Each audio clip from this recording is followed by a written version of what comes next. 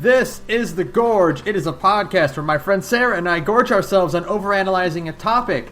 And Sara, what are we talking about in this, our first episode of 2019? Hey, it's 2019. Happy New Year, everyone. As we established last year, we began a brand new shiny tradition wherein at the first of the year we would reevaluate our favorite games and we would just kind of go through the list and talk about them. They are, as you might say, Kino. They are Kino. Yes, Kino games, which is a word that I definitely know the definition of. These are the Kinoist of games. The most Kino of games. They are extremely Kino. Good job, dude.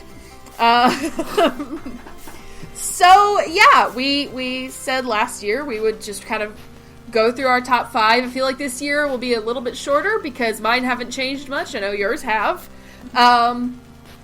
But let's just hop right into it. Sound good? Yeah. Cool. Yeah, sure. You do first? You want to go? Yeah, I'll go first. Yeah, sure. You go first. My number 5 is very weird this year. Oh boy. Because it's a game that I actually didn't play at all this year. What? My 5th favorite game currently is Legend of Zelda: Breath of the Wild.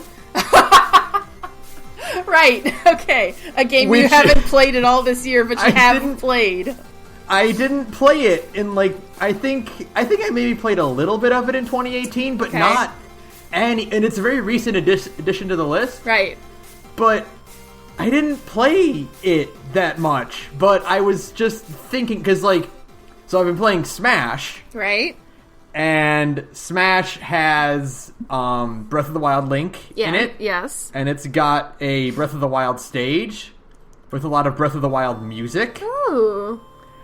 And so, and I did the Spirits mode, which is, you play, to unlock the Spirits, you have to play, specific matches with weird rules or whatever. Right.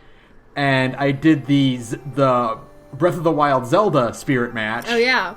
Which is a cool one where you fight, what is it? It's Falco, Zero Suit Samus, Donkey Kong, and an Inkling.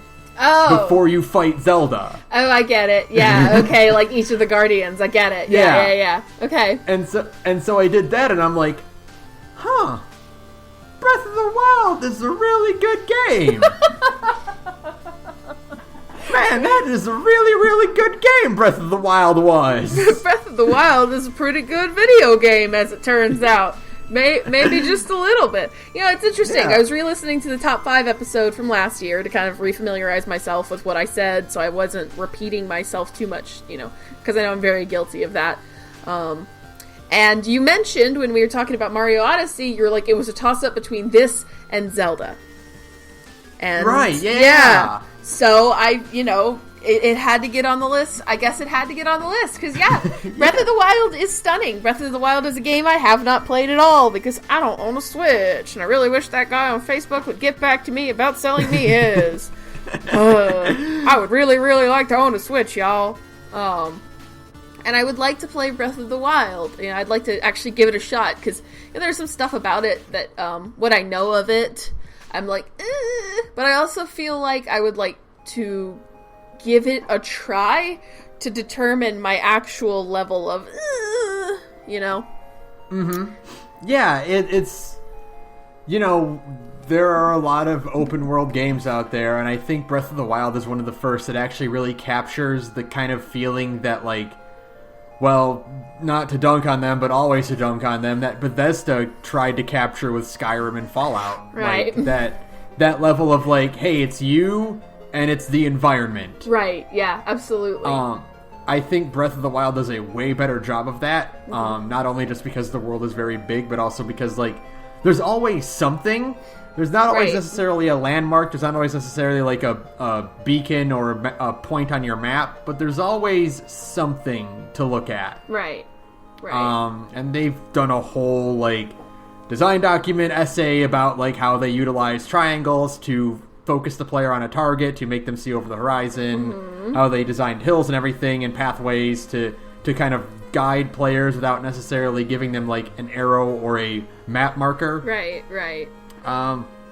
Yeah, they did a really good job, and like it's one of those things where I keep thinking like, oh god, I hope like at the next E3 they show the next Breath of the Wild, the next Zelda. Yeah, I would like to see an evolution of the Breath of the Wild formula. My biggest problem with Breath of the Wild, and I've said it a few times on the podcast, my biggest problem with what I know of Breath of the Wild and what I've seen of Breath of the Wild is there are no, like, true dungeons.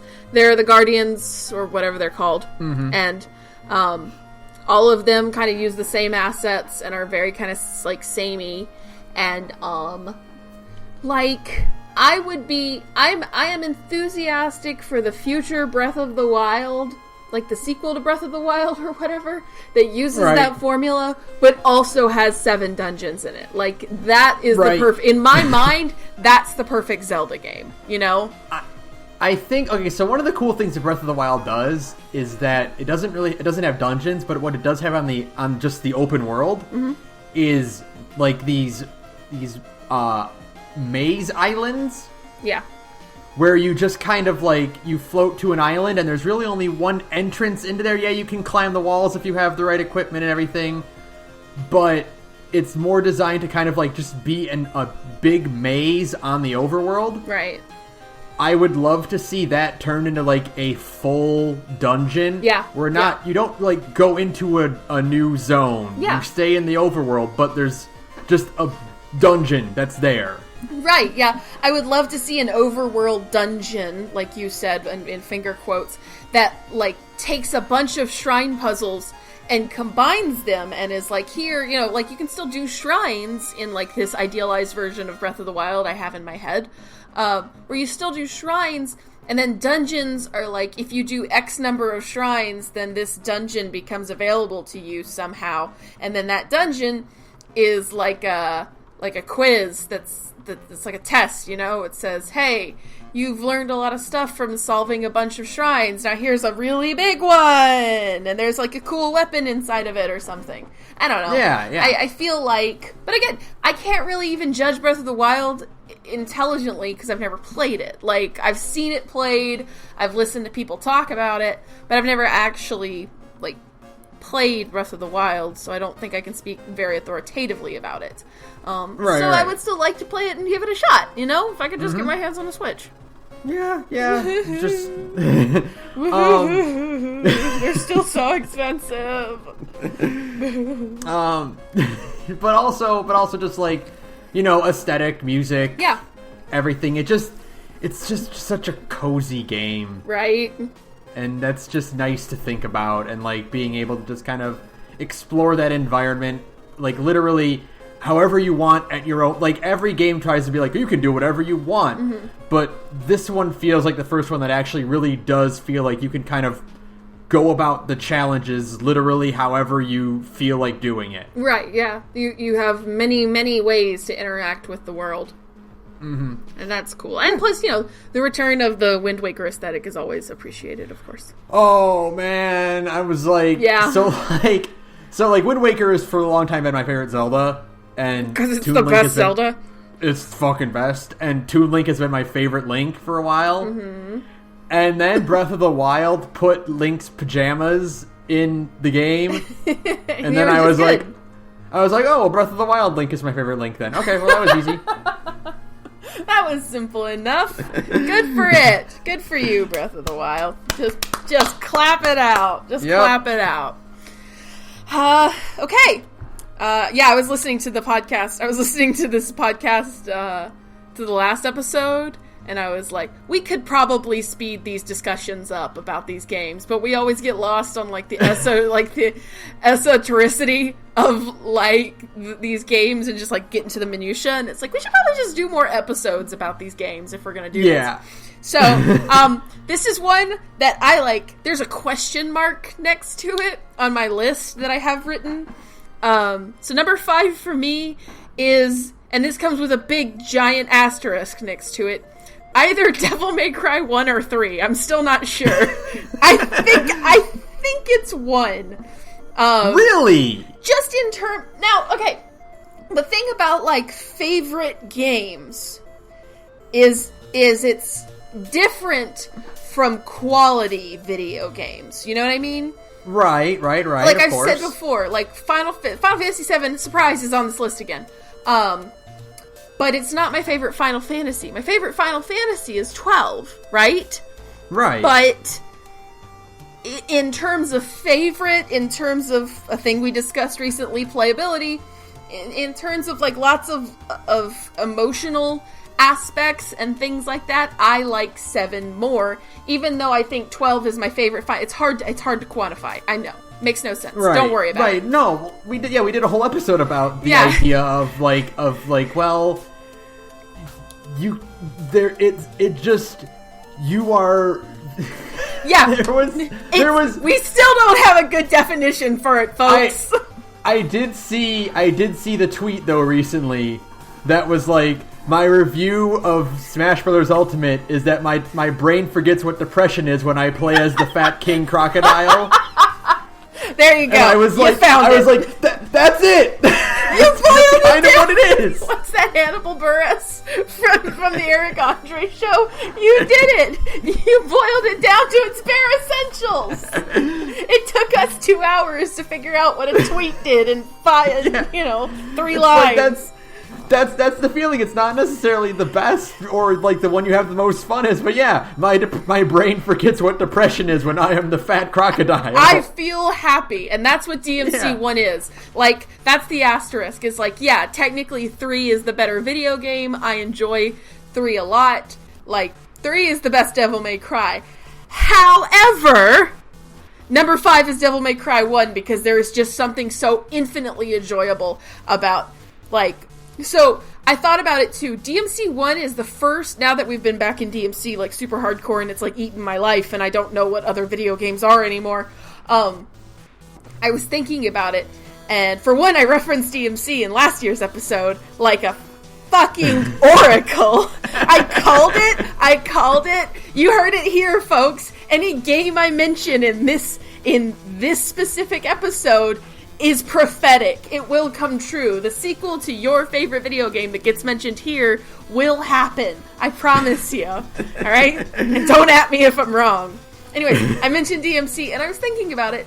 DMC, a lot of the games on this are like I love them for plot-related reasons, you know? Mm-hmm. It's usually like, oh, what this game made me feel, like all the emotions it gave me, and there's a lot of that on this list. But DMC is here because I realized DMC is the first video game that made me, like, understand that there is a joy in just playing video games well. Oh, yeah, okay. Yeah. Okay, I understand the distinction. Yes. DMC is the first video game that I realized, oh, I can... Because, I mean, we've been through this story a lot, too, on this podcast. Tragically, I was born a girl, and it means that I didn't kind of get the same, like, exposure societally to video games as other people, and so it was like, I connected with video games on a story level and, like, on a world-building level. But DMC was my first video game that I realized that I got pleasure from the sheer act of playing it, not even with interacting with its story, because DMC 1's story is, like, nothing, right?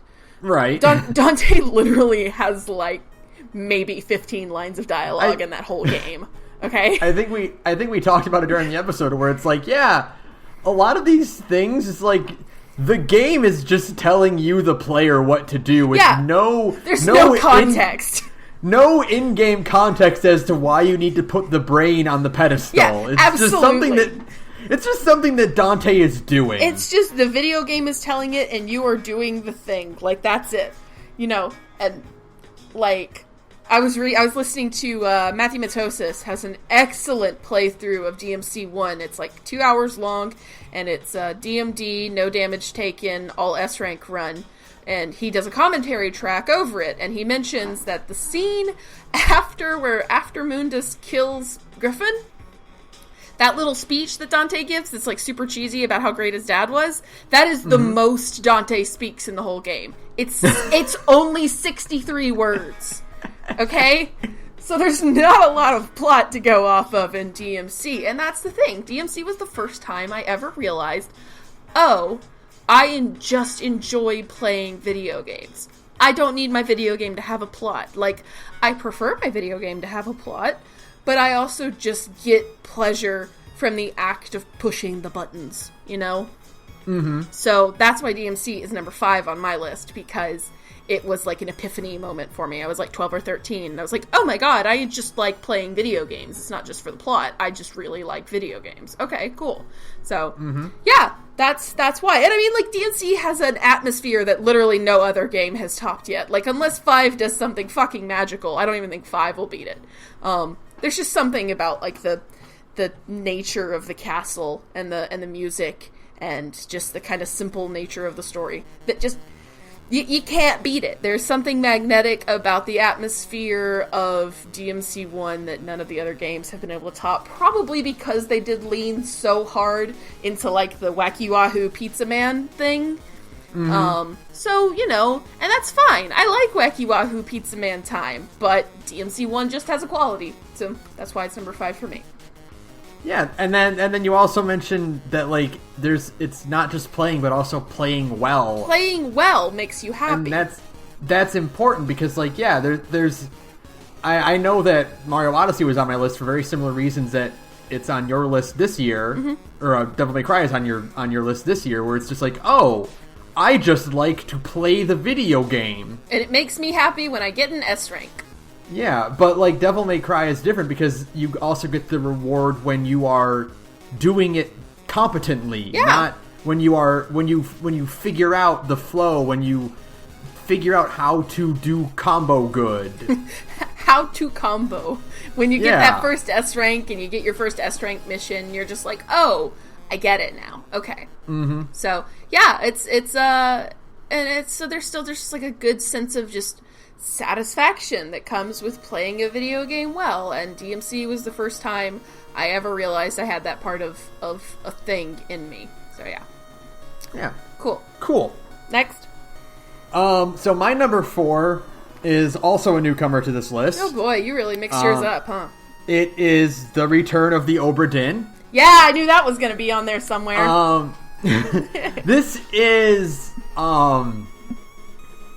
this game was, like, from start to finish, it was just, like, a joy. And I think this one is, like, this one stood out to me so much.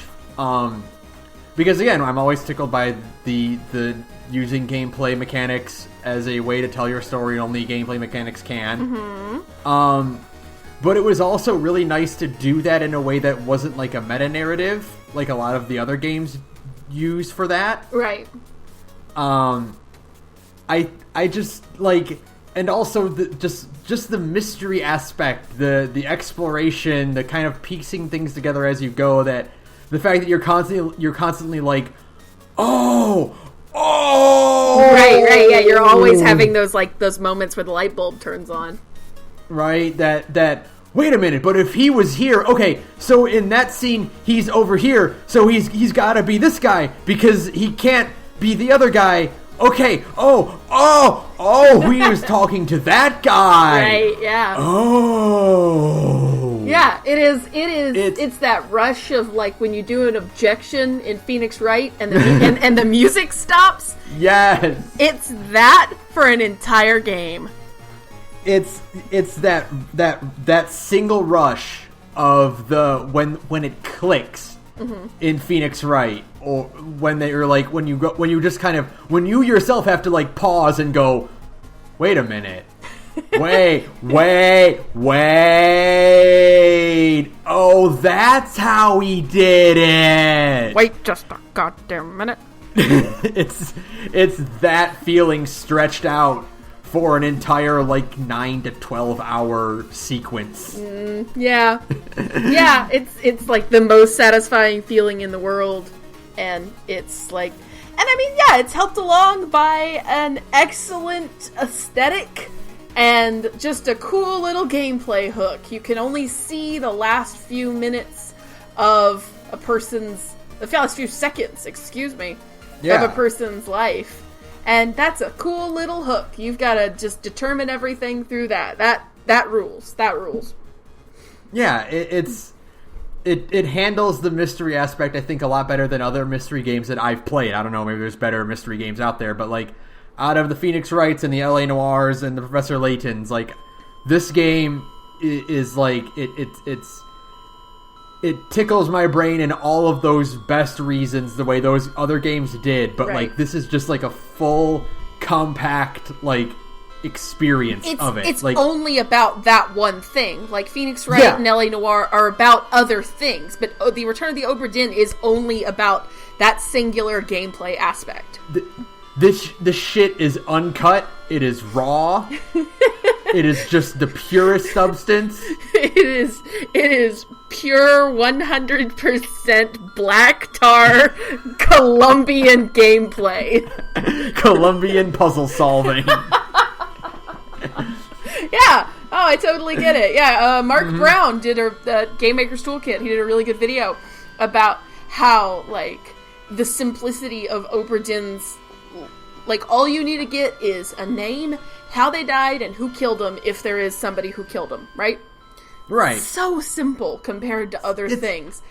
And yet it eliminates the kind of like the trial and error aspect of LA Noire and Phoenix Wright, which are also about like solving a mystery, but it's a lot harder with the way Obra Dinn's mechanics work to just like guess blindly and get lucky, you know? Yeah, there are so many names and methods and everything that like trying to go combination by combination is impossible. Right. It's like I just think that's really cool.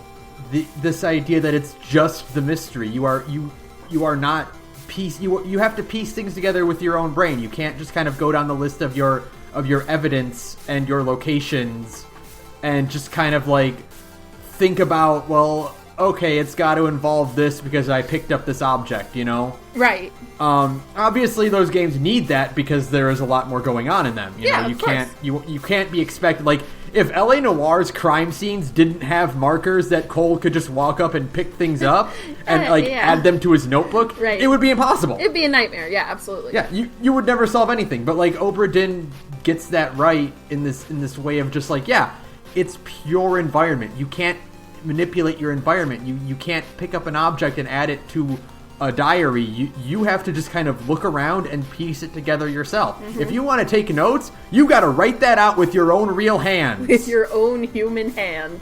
Yeah, absolutely. That's the appeal of it. That's what makes it. That's what makes it so brilliant. It is a simple concept that spirals out into this absurd complexity, and you know it is like the purest form of a detective game, like more so than any other of like those kinds of games in its genre. I think that's what makes it stand out so much, and that's what makes it so satisfying. Oh my god. So. Yeah. Oh, it feels so good to get those 3 in a row. You're just like, yeah. Feels real good. Feel real good. So. Yup. Yeah. So that's why it definitely left a mark on me playing this, and now I'm just like, God, I could go for a new Phoenix right now. Just starting to. It's great. Starting to Jones. So, like, I've heard people say like it's bad when a game makes you think about how much you want to play another game. Mm-hmm. But like in this case, it's great because it's like, boy, I actually really do like mysteries. Yeah, it's fine. If it's just reminding you how much you love other games. It's not really like this sucks and I want to be playing something else. It's like, this is great and I want more things like it. You know? Yeah, and I know this version of it is good, so give me more. I would like more, thank you. Where is Phoenix Wright? 7? 7? Are we on the 7th game in Phoenix Wright? We're on 7, yeah. Oh, we're up God. to 7, like the next one will be 7. Oh God. Oh God. It's never gonna come out. We're never gonna I have to believe. If we can get Devil May Cry 5, we can get fucking Phoenix Wright 7. Yeah. Alright, so what is your number 4? My number 4 is, I actually have a bunch of options listed here, and I lied. I said Final Fantasy VII was on my list, and then I changed my mind literally while talking to you right now, because I had like 3 games in the number 4 slot. Tales of the Abyss. Really? Yeah, I've been thinking I've had Tales of the Abyss on my brain a lot lately. I don't know. I think I was having a conversation with somebody from one of my Discord servers about how... Okay, here we are. We're back at me talking about, like, actual gameplay, or, like, story over gameplay, because boy, is playing Abyss like a nightmare. But, you know, I guess I would, like, put 7 right now, because, again, it's how you feel right now. 7 would be, like, number 6 on, like, if we did, like, a top 10s, Final Fantasy 7 would be 6 right now. But instead, it's Abyss, because I've been thinking about it a lot lately. Abyss is like a story that always comes back to me. It's a game that, like, for all of my complaining, I have beaten Tales of the Abyss, like, 6 times. Like... And that's not, like, an easy task. It's a long game. It's a long game, but I have, like, 20,000 grade every time I start this game up, okay? And I was like, I've been thinking about it a lot lately. And my list I had on number 4 was like, I had 3 games. It was either 7, or Abyss, or, like, what's it say? Like, Final Fantasy 12. I was kind of, like, thinking about it, too, because it is, like, my favorite Final Fantasy. But then somehow, of all of these right now, Abyss kind of wins out, because Abyss is, like, I don't know. I think about it a lot in terms of, like, I have still to this day, even as much as, like, Berseria is really good, I've never played a game that goes so hard with the concept of, like, characters changing as people. Oh, yeah. Like, most games kind of and I mean, like, yeah, because, like... You want your protagonist to be kind of likable, you know? Mm-hmm. Like, you want them... You want to, like, make your player empathize with them, like, even a little bit. And First impressions are everything. First impressions are everything, and Abyss goes super, super hard on not giving a shit about first impressions. Well... You know, and you see it all the time. People are like, I didn't even give Abyss a shot because I hated the protagonist right off the bat. You know? It's not just, but, like, that's the thing. I've been thinking about Abyss a lot lately. It's not just the protagonist. Everybody is completely insufferable. Right? Except for Guy. Like... I honestly think that's why the characters in Vesperia, while making a good impression at first, don't really do a lot of development. Yeah. It's because it's like a direct response from, like, oh man, yeah. No one liked anyone in the first, like, 20 hours of Abyss. It's so hard. We can't do that again. You can't do that again. But that's what's so funny about it, is, like, you know, like, it's kind of like, Jade is funny at first, you know, because, like, Jade is obviously my favorite character from that game. Mm. Jade is funny for, like, an hour, and then, you know, that guy who's always got, like, a smart alecky comment, and when you're, like, not in the mood, they are the last person you want to, like, have a conversation with. Jade is that guy, aggressively. And he's... Yeah. Yeah.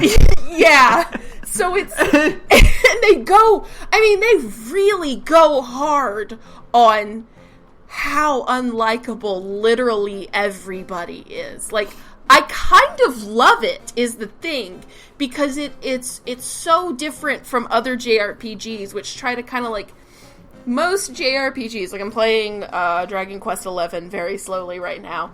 Most JRPGs do the thing where they introduce you to a character and they seem cool and, like, just kind of like a cool person. You're like, yeah, I like this character. And then some shit happens and you kind of learn a thing about them, like their backstory, or they have, like, they're, like, a traitor, something like that. And it kind of changes your perspective on the character, but then they eventually come out the other end being pretty cool, right? Right. So it's like a compliment sandwich in a way.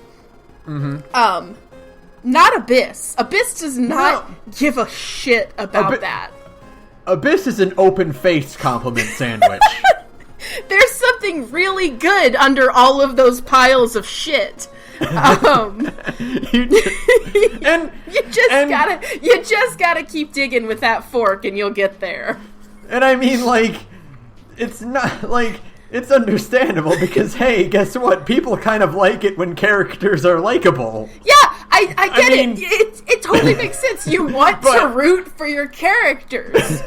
As it turns out, making your protagonist an asshole usually doesn't work out. You need to establish that your asshole You need to establish that your asshole protagonist with a heart of gold has a heart of gold within the first 45 minutes of the game, or they're just an asshole protagonist. But it takes a long time for us to realize that Luke is a likable person, you know? Like, most games would have had Luke, like, save a kitten from a tree. Yeah! Like, after he gets blown away. Right. This Luke steals. He steals, and he's like a shithead to Tyr. But here's the thing. Tyr is also completely insufferable, because she's just, like, so unwilling to meet this shithead halfway. You know? Right? Like, none of these characters are likable at all. And I've been talking a lot about the character, but that is what makes Abyss like really just stick out in my brain, because like this is a concept of like the better game is not necessarily my like Exelia is still kind of my favorite Tales game, or like Berseria maybe, but I think Tales of the Abyss is the one I like more, or is at least more compelling, because like I've literally never played a game that just, like, doubles down on how awful these people are. Like, you have to play the game for 12 hours before anybody actually starts getting any development. Act 1 is really that long. Like... You have to do a lot before any of these characters are like, yeah, you're cool. And in the process, you have to... kind of fight. I mean, I'm not selling people on why this is my fourth favorite video game, but listen, the journey is the destination. Like, that's what Tales of the Abyss is. It's a journey, people. Yeah. Okay? Because, like, you still have to fight with, like, a not great battle system, and, like, if you're playing on PS2, a broken overworld. But, like, the end point... like, from where you started to where you end is phenomenal. That transformation, and when you get to the end of Abyss, and, like, those goodbyes, like, between Luke and the rest of the cast are some of the most, like, you are on board. You have bought into the fact that these people have all been changed for the better by this experience. Like, they are better people. They are, like, happier and more functional individuals by the end of this story, because the game went so hard in the beginning on how shitty they are, you know?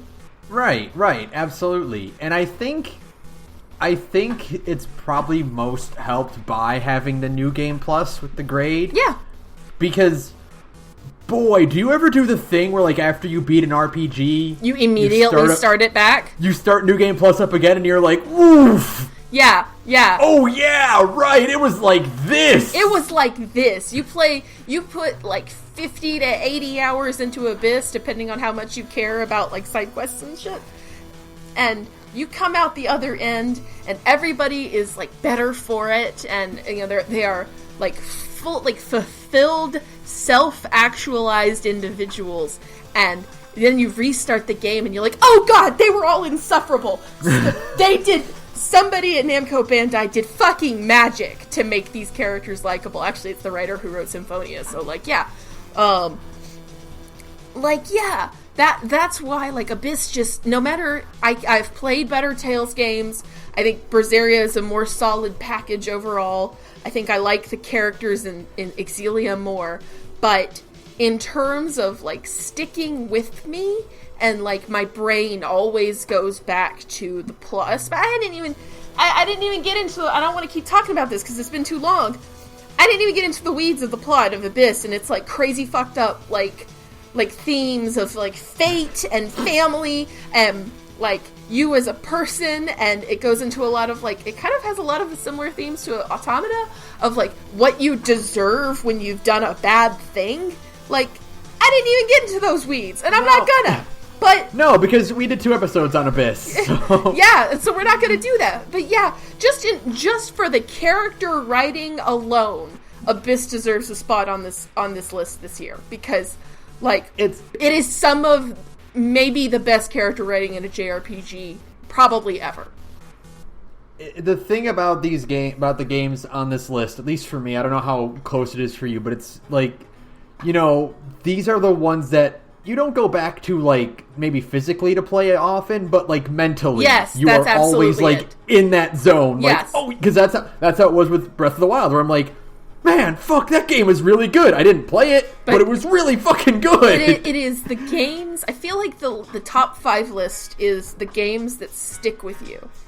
Yeah, that's exactly what it is. They're not necessarily the ones you have the most fun playing or the ones that are, like, the best suited for you, but the ones that you're just like, man, fuck, I remember when that thing happened. Yeah. That was really cool. Absolutely. So yeah, Tales of the Abyss is number 4. What's 3 for you? We gotta move on. 3 for me is a pretty obvious one, of course. It is another game that came out this year, and it is Spider-Man. It's Spider-Man, yeah. Are you kidding me? Of course Spider-Man's going to be on this list. What, are you fucking joking? Are you out of your mind? Like, did you think I'm not stupid? Did you not realize we did an episode about Enter the Spider-Verse or Into the Spider-Verse? I can't remember it.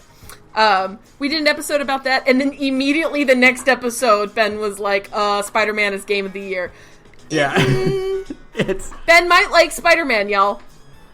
I mean, like, I kind of said this, like, when we did our episode, where it's just like, boy, this is just the fucking full package, isn't it? Like, it's got everything I've ever wanted out of a Spider-Man series. Like, it's got a great characterization for everyone. It's got a really heartfelt and endearing story. It's got a fucking fantastic game. It makes you feel like that's dumb. But it doesn't make me feel like I am Spider-Man, because that would be VR Spider-Man, which would make me sick and die. You would actually throw up, like, all of your body. You would throw yourself up inside out. But in terms of, like, gameplay, like, boy, they understand how Spider-Man should move. They understand how he should talk and act and look, and you know, you don't get a game like this every time a movie comes out. Right. Like, they, you know, you always get, like, a movie tie-in game, which we've done an episode on. They're usually bad. They're always bad, or almost always. You know, you don't get a game that takes an existing IP and you're allowed to kind of create your own spin on it in a way that actually feels lasting. Yeah, I think that's the most compelling thing about Spider-Man, is that it created its own universe. Right? Like, yeah, obviously the Spider-Man games for, like, the PS1, like Spider-Man 1 and Spider-Man 2 for the PS1, way back when, were kind of like their own thing. They got to have Wolverine and the Punisher show up, you know. But, like, those still only feel like they kind of existed to be video games, whereas this feels like Marvel was like, here, Insomniac, make a universe, give us an establishment with it, you know. They're allowed to be creative with backstories for characters. They weren't shackled to an origin story. Yeah, absolutely. So you get all this cool, you know, design work goes into it. This Spider-Man got to be in the Spider-Verse event, not just as a cameo, but, like, he was a main character in the recent Spider-Geddon series. Yeah. And apparently he's also getting his own line soon. Oh, cool. Which is really cool. Sorry about the helicopter that's, like, flying really low above my apartment right now. I was wondering what that sound was. Sure. But, like, so, and it, you know, I just, like, the simple fact that, hey, make your own design for the suit. Yeah. Like, here, you get your own unique design for the suit. It doesn't have to be the movie suit. It doesn't have to be the old classic. Like, that's just, like, a level of trust you don't get nowadays very often, especially when the mouse is involved. Yeah, right. The mouse is risk-averse. However, tangentially, that was, you know, however Disney was involved in the production of the game. Like, I mean, because it's a Sony-based studio built by Insomniac for Marvel production. Oh, God. Somehow the mouse had to have its claws in there somehow, but it's just like, to get this treatment for the character that I have been obsessed with for like 25 years. It's like a dream come true. It's like the best gift you can give me. It's just like, here is the game that you specifically, an individual, have been dreaming of your entire life. Right, pretty much since you were a Spider-Man fan. Yeah. Like, man, how about a game where it has really good characterization, but also really good combat and a full environment to swing around in with momentum-based swinging with lots of, like, gadgets and cool maneuverability stuff and, like, systems that were, like, really, really good in other games, but now they've been expanded on, and here's all this fan service in terms of costumes and... Yeah, it's crazy when you lay out like everything that Spider-Man 2018 has in it. It almost reads like, you know, like that forum post that's on Reddit that's like my dream Spider-Man game. Right. You know? Yeah. Like, it's that Reddit post that gets upvoted a lot in the Marvel subreddit, but then it never happens because everybody goes, oh, that would be really cool, but it's just not feasible. Right. Oh, shit! Never mind! Oh, yeah, actually, you know what? Turns out it's, like, super possible. Yeah. Like, you can do it if you are, like, this dedicated to understanding the universe that it exists in and, like, knowing what fans want. It's, you know, there's a lot of back and forth about whether or not you should actually listen to fan input on a thing. And, like... This game isn't so much listening to direct feedback from fans so much as it is like taking the general rumblings about a very popular character and trying to distill that, not just like spread it out for everyone, but like capture the spirit that everyone kind of low-key wants it to be, right. You know? Right. It's not so much... No, it makes sense. It's not so much listening to the fans as like understanding them. Yeah, understanding what they actually want rather than what they say they want. Yeah, because fans can be wrong, too. Fans, Yeah. With this game in particular. Yeah. Boy. By the way, everybody who harassed Insomniac about the Raimi suit should not be allowed to get the Raimi suit. Right? Like, they should match your PSN account with, like, your Twitter. A possible, like, a Twitter handle and be like, no, you don't get it. No, not for you. You don't get it. So. All right. Boy, and I'm sure I'll talk more about this if you ever finally get your hands on the game too. It'll happen someday. Yeah. Spider-Verse put a fire in me that I need to. I gotta deal with somehow. I know you're so ecstatic, but it's DBZ all over again. I know you're just waiting. You're just waiting, you piece of shit. Number three, we're in the weeds of games I have already listed in the past, but whatever, here we are. Number 3 is Nier Automata. Or Automata, whatever it is. Nier Tomato. Nier Auto Tomato. I don't know. Nier is a game that is still sticking with me, man. It's a game that I kind of off and on replayed this year, just kind of whenever I had like an itch. I'd just go tool around in it. And you know what? It still really sticks with me. It's still just like in my brain constantly. It's in the back of my head. I can hear City Ruins playing when I close my eyes sometimes. You know, I think of specific lines a lot. I think of why do I long for the touch for something that's long gone or something like that. That 9S line that's just like incredible. Yeah, it's a lot of those same concepts of personhood and more specifically selfhood, which is different from being a person. It's being yourself, and of identity, but not like in the cliched am I alive? Like, yeah, the game acknowledges the robots are alive, but it's more about just where you stand and what you deserve and just all of those feelings of existential anxiety that rear their ugly head the older you get. Nier is a game that will never lose its legs. So long as I continue to age and feel some kind of existential crisis about getting old and my place in the world and all that good stuff, Nier will have a place on this list probably. I feel like it's never going to go away because it's just that impactful. like we said, it's games that you just keep going back to either physically or mentally. Yeah. And boy. Yeah. Nier is just like... It's a brainworm in a good way.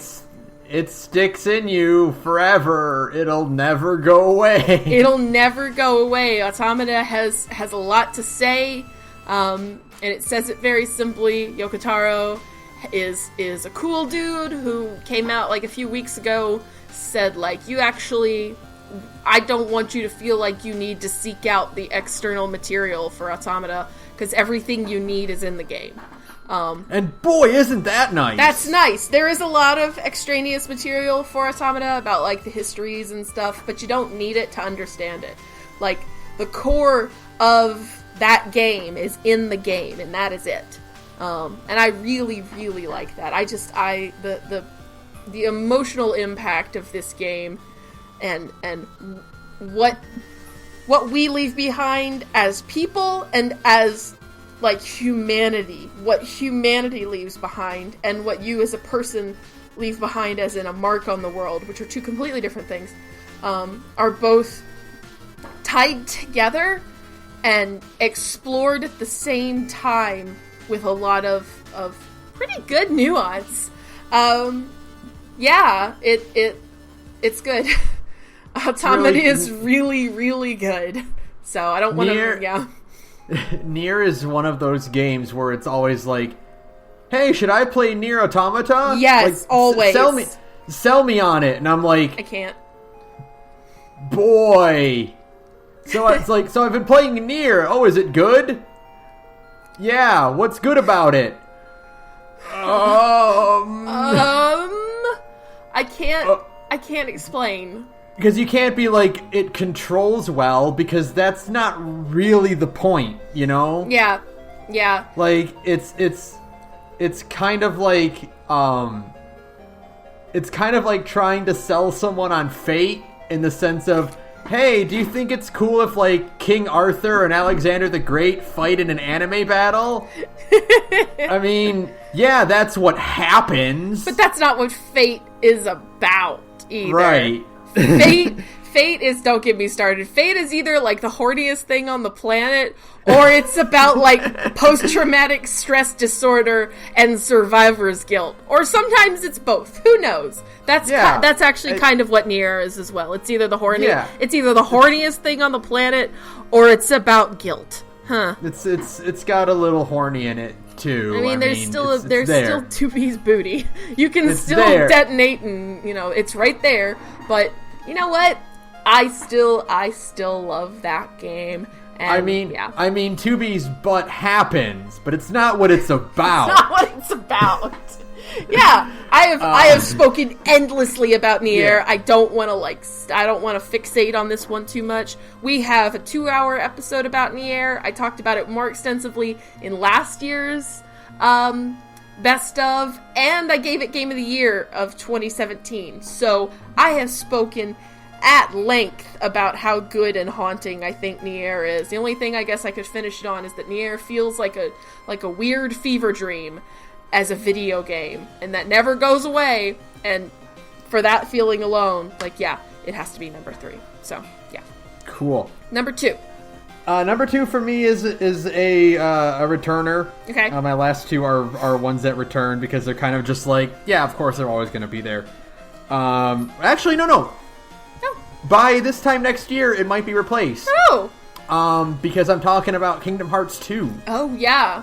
Yeah, and, this time next year, by God, 3 might just do it. It might just sneak in there and overtake it. Who knows? It probably will. It will. If it just plays as good as 2, then it will. Right. Oh my God. Right. Oh fuck. It's so close now. So, what is today? Today is the 3rd? It's the 3rd. Today is recording on the 3rd. Today is January 3rd, 2019, and that means Kingdom Hearts is 16 days away? 26 days away. It's coming out on the 29th. It's coming out on the 25th in Japan, but we gotta wait 4 more days. That's really weird. It is. That's weird. 4 more days. I don't get that. I don't like that. It's fine. But like, I mean, shit, dude, shit. Man, I've been thinking, Oh God. Like I said last year, Kingdom Hearts 2 is kind of on the list to kind of like sum up all of the Kingdom Hearts series as a franchise, right, you know? Of course. Like, I've been playing this since 2002. Over half of my life, I've been a Kingdom Hearts fan. Yep. I remember being in middle school at my friend Brian's house playing Kingdom Hearts 1 on his PS2 because I didn't have a PS2 at the time. Right. Just doing the opening bit with the dive to the heart with Sora fighting the dark side. Yep. And like not getting very far because boy, that intro is a little long and you don't know what to do. Right. But fuck, and it just like years and years and more of these games come out, and I'm just like consuming this series and retroactively going back and picking up the ones that I didn't play, and like just it's just like God, and Kingdom Hearts 2 is just so fucking good to play, and it's really a stand-in because Kingdom Hearts 3 isn't out yet, and boy, right. it's finally ending here. Finally ending here and now. It's gonna happen, man. I'm just like, I know. Fuck. I remember like recently they were talking about on Twitter, they were talking about the BHK era.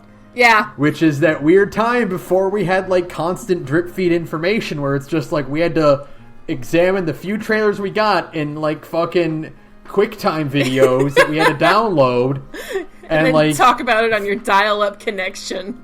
Talk about it on the fucking GameFAQs message boards, like fucking analyzing names and trying to figure out what these sentences mean and who's who, and we weren't sure about fucking anything, and now here we are, finally at the end of a long, winding road. Jeez, yeah. It's bizarre to me to even think that Kingdom Hearts 3 is like, it's there. It's here. It's coming out. It's finally. Here. I still am of the belief that until I actually see a physical Kingdom Hearts 3 disc, I will not believe that Kingdom Hearts 3 is out.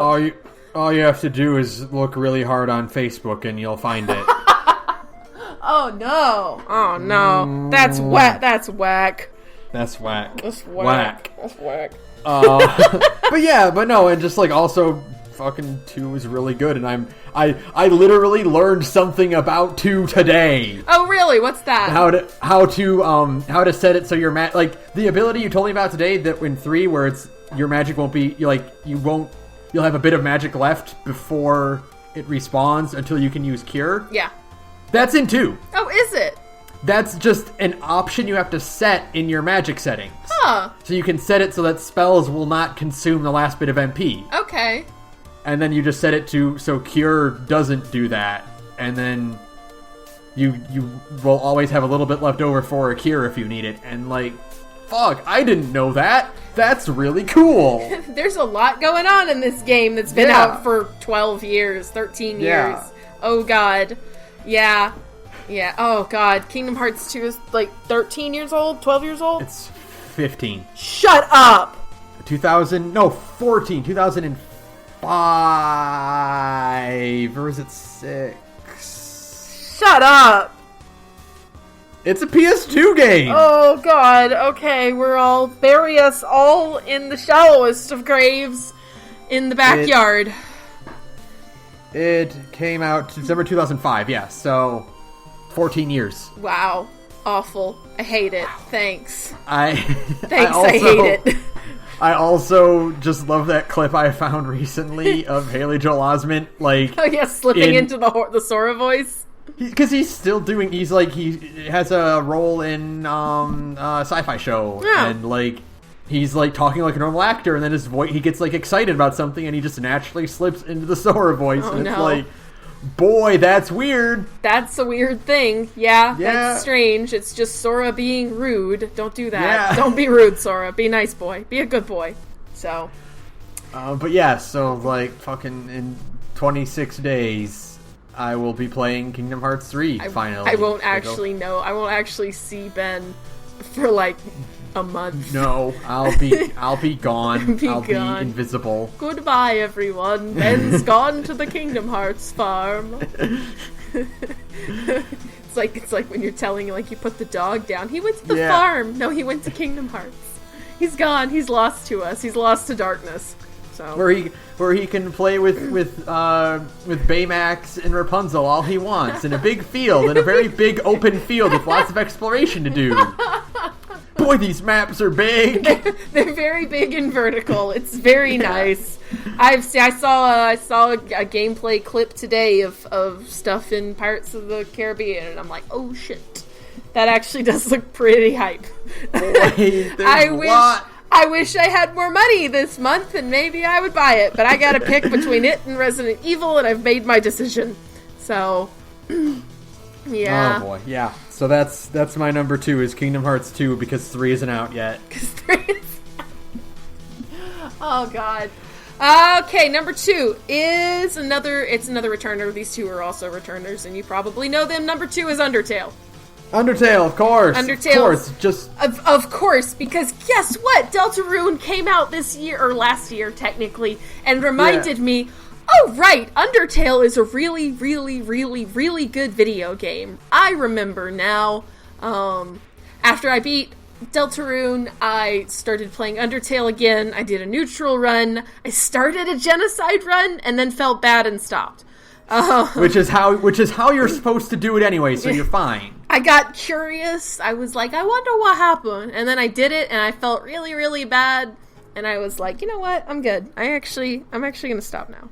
I'm going to stop now.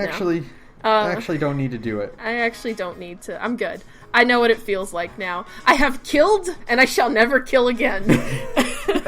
So now all I have to do is beat it and do a pacifist run on my PS4. Because I'm a sucker. I also bought it on the PS4. I now own 2 copies of Undertale. That was a joke we made last year, too, where if we like a video game, we just kind of keep buying it. Yeah, we just keep getting more of the same game over and over again to play it in different ways. Yeah, because if I got a Switch, I'd get Undertale. Yeah. Yeah. So that's just kind of like a thing we do, where it's like, this is how I express my love. I just kind of keep buying the same game over and over again. Yeah, Deltarune made me realize I just really like this game. I don't care about the stupid fandom. I don't care that people are like, it's overhyped. It's not overhyped. Undertale is exactly as good as people tell you it is. It's phenomenal. Replaying it again, I'm just like, I still laugh at all the same parts. And then I laughed at new parts that maybe I wasn't really paying attention to, or I didn't see, because sometimes, like, if you pick an option, you see a different, like, little dialogue response. Probably the single funniest joke in the game, I'm realizing now, is when, before you get to Snowdin, and it's like, you're talking to Papyrus and Sans, and you come to that room that has all the colored squares in it, and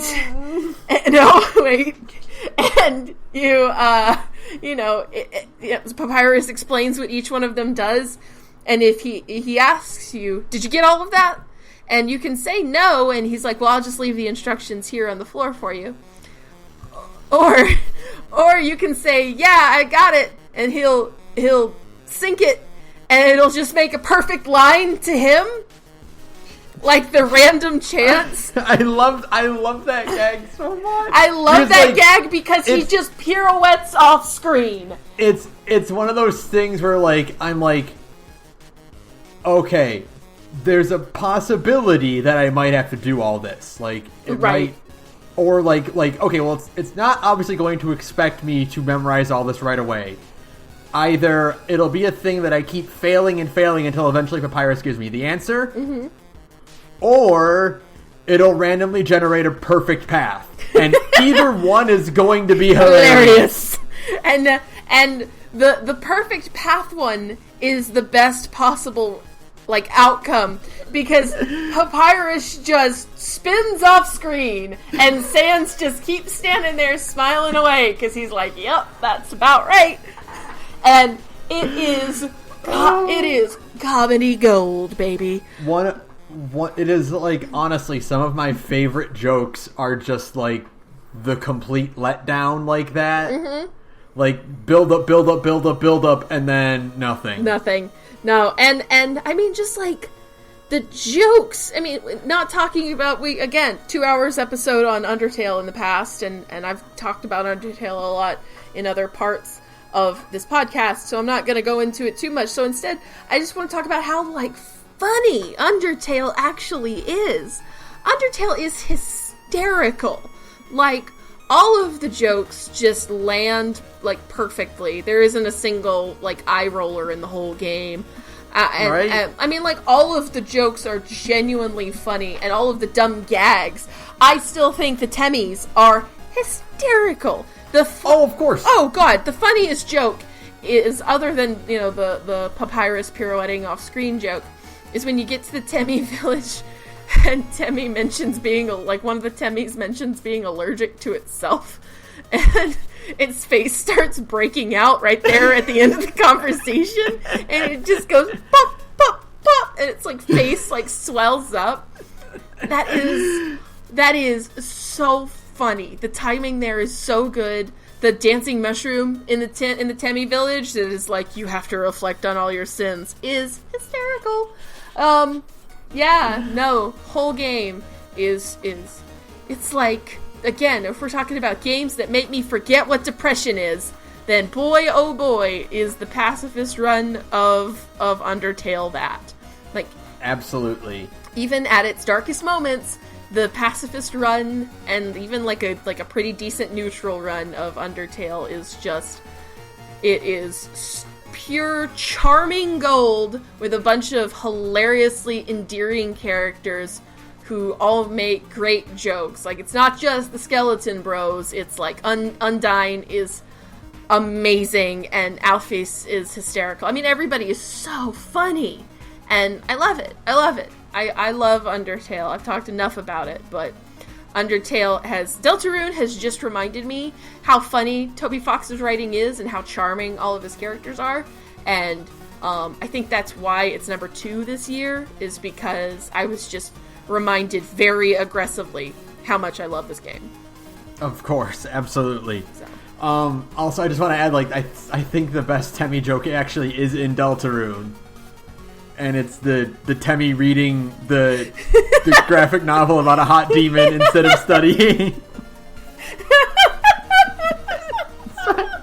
I love it so much. Temmie need to go to college. Oh God, it's amazing. Yeah, Undertale is pure. It's just pure joy if you do it right. Don't do the genocide run; you'll just feel bad.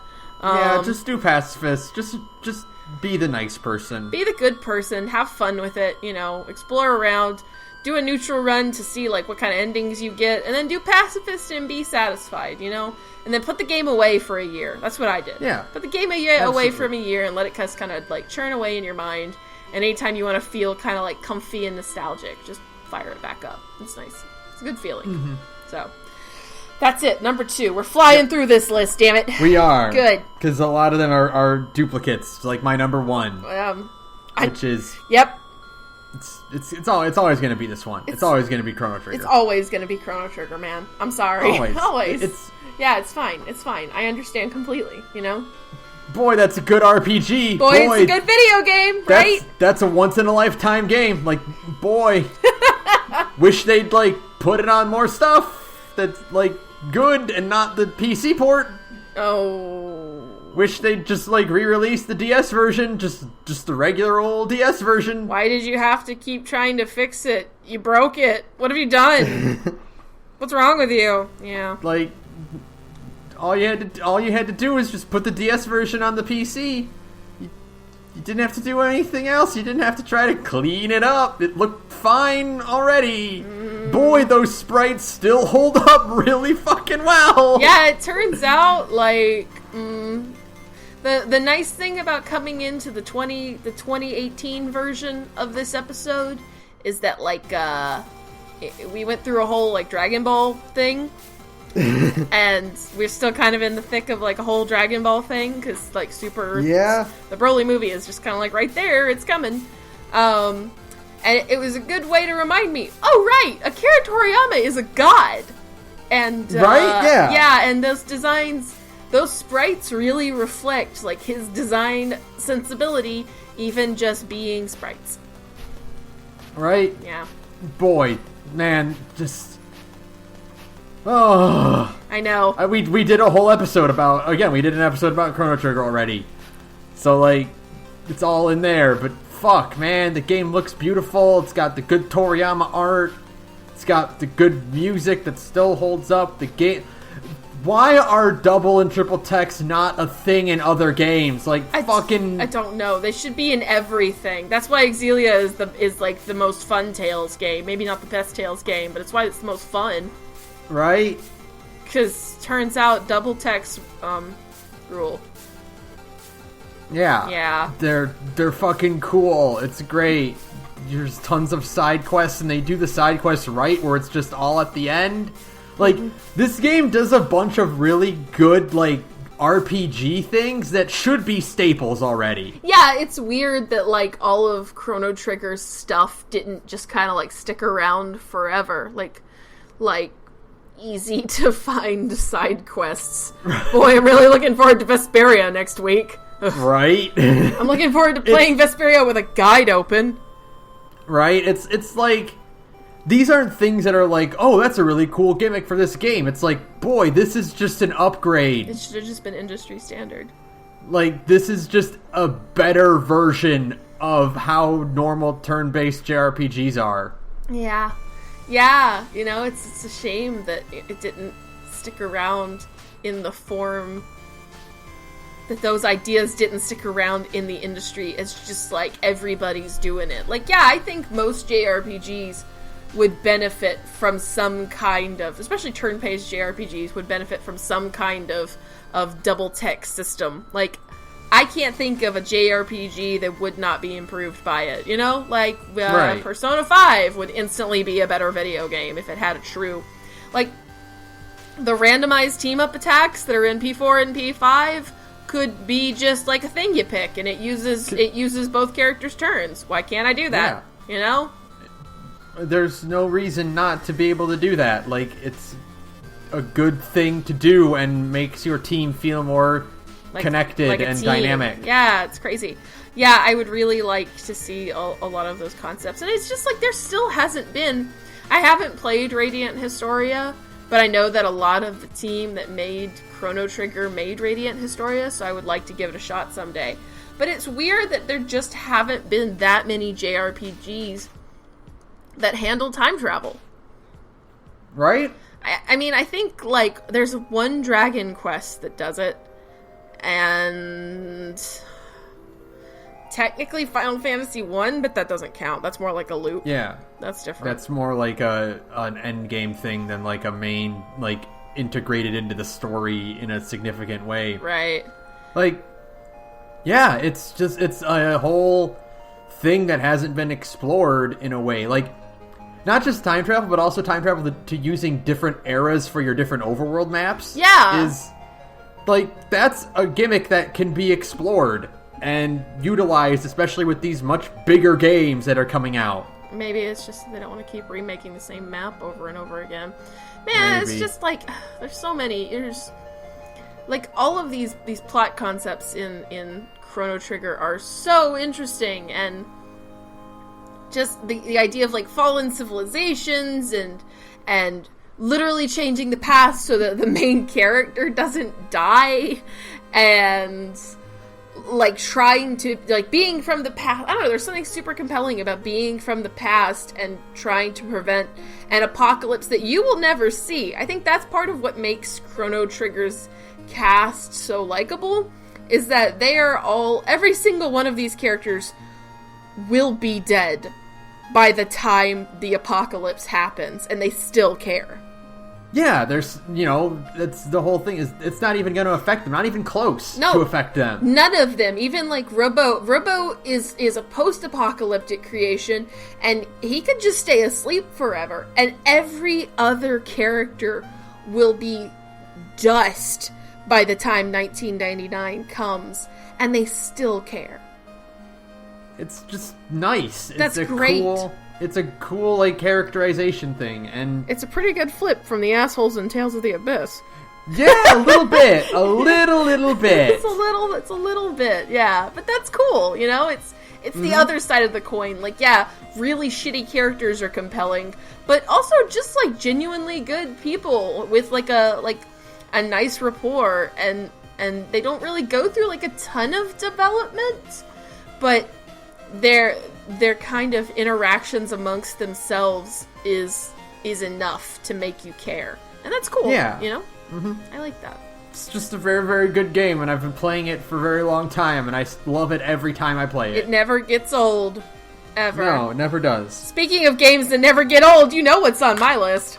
Oh, I know what your number one is. It's Persona 4. Of course it's Persona 4. Of course it's going to be Persona 4. What the fuck else would it be? I was actually thinking about this today. I was like, it would take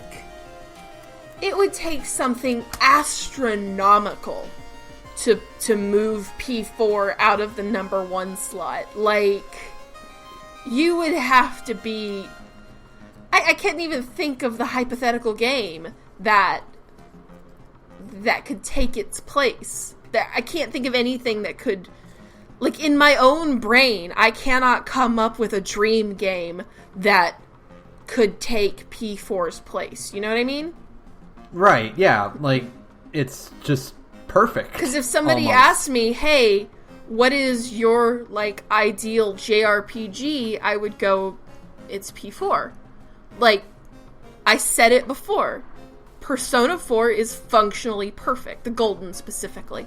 But even vanilla, if you can only get, like, the version that's on the PS3 and on the PSN, which is, like, the initial release game, that is still, like, almost perfect, too. It's just that Golden gave it a couple of extra plot elements and quality of life improvements that made it better.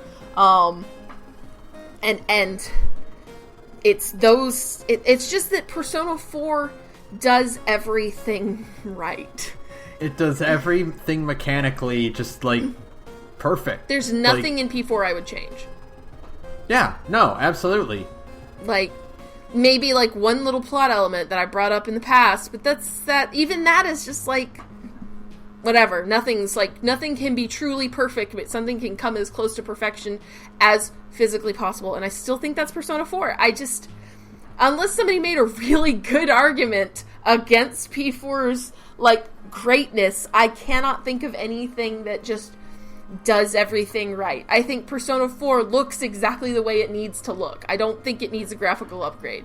I think P4 has an astonishingly good soundtrack that evokes these ideas of being home and nostalgia and what it's like to be a teenager, and, you know, all of these feelings that come through the music, and I think every social link in P4 is really good, except for, like, 3. And, like, it's amazing. It is amazing how good Persona 4 is. I would change nothing about it. Like, I would not add any more content. I wouldn't alter really anything about the plot. I would leave Persona 4 exactly the way it is. And just keep putting it on... Like, it should be getting the fucking Resident Evil 4 treatment, where you just keep putting it on new stuff. Why is the Golden not on the PSN for PS4? Right? Like, okay, you know what? That's the one thing I would fix. I would put the Golden on PSN. Yeah, like... And not the Vita. The Golden needs to be on the PS4 at this point. Like, just... bring the damn thing over. It is like a standout JRPG, and you cannot, because, like, they don't make Vitas anymore, and nobody bought a Vita TV except for me. I'm like the only person in the United States of America who owns a Vita TV, and I own it because I want to still play the Golden every now and then. That's it. That's all you need it for. So you cannot. This is why, like, hey, man, I wonder why, like, emulators and, like, ROMs are useful. It's because you can't. Right? It's because you can't legally play Persona 4 on an easily available system. You can't play the best version of P4. You can't play the Golden, like, easily. You have to buy a Vita, which is a system that nobody should own, and I say that as a Vita owner. You know, that is a system that nobody needs to own. And so it's like, yeah, that is the utmost case for emulation. It's the only way you can play the best version of one of the best JRPGs ever made. Yeah, it's all, and yeah, it just sucks that it's not available on anything else. It should be way more readily available. I don't know what Atlas is dragging its feet for. I feel like they could make a ton of money if they would just re-release the Golden on the PS4. You know, it already has high-res tech. It already has, like, you know, an upgraded resolution. It has cleaner textures. It's already been remade for widescreen instead of for, like, your standard old boxy TV, like 16:9, I think is the aspect ratio.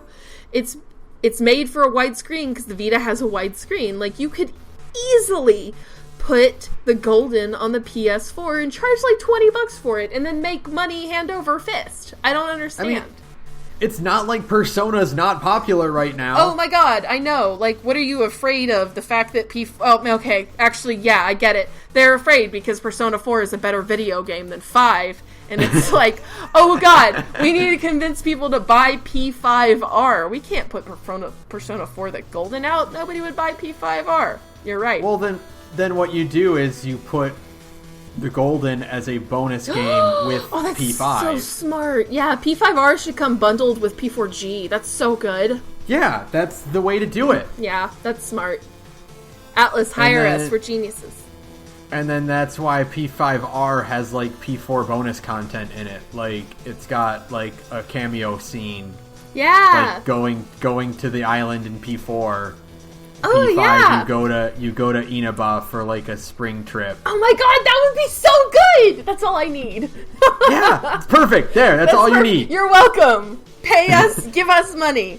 You're welcome, Atlas. We're geniuses.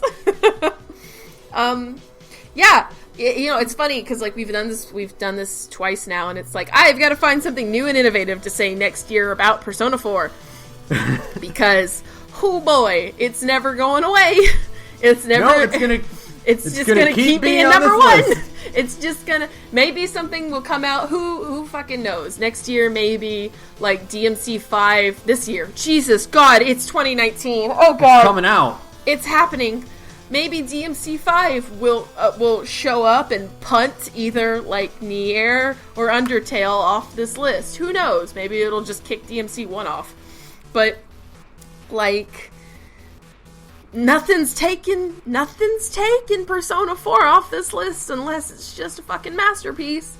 And so I gotta find something new and interesting to say about P4 in between now and then. So I'm gonna warm up those fryers and find me a hot take somewhere in there. We'll find something new to talk about next year. Oh, you know, I probably could if you gave me enough time. I could probably find another way to talk about Persona 4 for another hour. Jesus. Right. Yeah. Oh, it's another Kingdom Hearts case where it's like, I've been playing this game since it came out in 2008.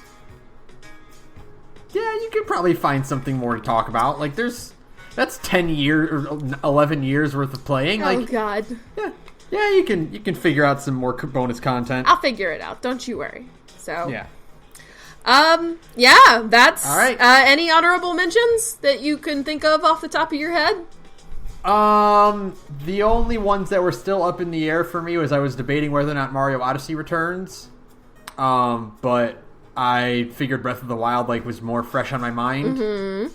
Obviously Persona 4 didn't make the list this year, but that's because I just haven't really played Persona in a while, and there's just, like, a lot of other stuff. Yeah, of course. No, that's totally fine. Yeah, but that's about it. That's about it. DMC3 gets some kind of honorable mention because I did kind of mention it, but then I was like, no, DMC1 belongs there more. And then, you know, like, other games, I really wanted to find a way to talk about Final Fantasy IX. I played some of that when its PS4 re-release happened. Other games like that, just a long list. We're gonna talk about Chrono Cross someday, my mans. Yeah, I know. We talked about it during playability. It's a very difficult game to play. It's a lot, and unfortunately, we are now officially in the beginning of 2019. Oh God, What are we gonna do? Oh no. Listen, there's a lot of other games coming out. I'm very sorry. if you didn't know, Kingdom Hearts 3 is... Ben, did you know Kingdom Hearts 3 is coming out this month?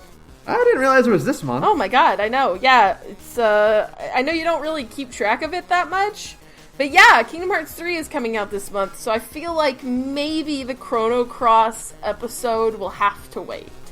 It'll be delayed a little bit. Maybe during the middle of the year when, like, the releases stop and we're free. When the releases finally stop and we can actually take a minute? Yeah, maybe. Because otherwise we'll just both be playing, like, just replaying things. Right. Yeah. Oh, the releases have stopped. Cool. That means we have time for, like, a Kingdom Hearts replay, a 3 replay. Yeah. Yeah, that's fine. I can replay 3 again. Yeah, sure, no problem. Yeah, Absolutely. No big deal. No big deal. So... There's probably going to be DLC for it, so yeah, I'll play it then. Oh, God. It's happening. 2019 is upon us. Buckle up, folks. We're all gonna die. One way or another, we're all gonna die. Oh. So that's our 2019 top 5. Like, it's just gonna keep changing, and some things are gonna stay the same. Some things are gonna stay there forever. Yeah. Other things, we can mix it up a little bit. There's other things on our mind. Other video games we love dearly and want an excuse to talk about for 10 to 15 minutes. So yeah. I think that's it. Are we good? I think so, yeah. Cool. So thank you, Vistager, for your background music. You can follow us on Twitter at The Gorge Podcast. You can email us at thegorgepodcast@gmail.com. In 2 weeks, we'll be doing a Kingdom Hearts episode, a What the Hell is Kingdom Hearts? Right. Kind of like our Fate episode and our second Tales of the Abyss episode. Yes. So if you have questions you want me to try to fumble through, go ahead and email them to us at thegorgepodcast@gmail.com, and I will answer them on the air. Or add us on Twitter. Yeah, or send me a direct message at Twitter. Yeah, and then if you also want to listen to Sarah play other games that are not video games, but they're still her favorites, you can listen to her other podcasts. That was pretty good. Hey, I'm in another podcast called Big Gay Nerds, where me and a bunch of cool queer friends get together and we play tabletop games.